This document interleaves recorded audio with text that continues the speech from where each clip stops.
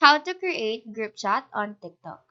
So go open your TikTok application, click on Inbox on the bottom part of your screen between the plus icon and the profile tab.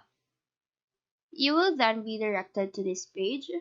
On the upper right corner, click on the plus message icon. Your contact list will then be displayed here. And from this, you can select users you want to include in your group chat. If ever your contact list is too long, you can just use the search bar here on top to find your person. After selecting your contacts, click on Start Group Chat. And now you can send messages and TikTok videos to this group.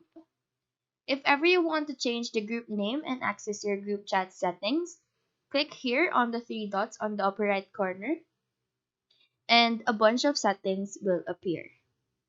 So that is how you create a group chat on TikTok.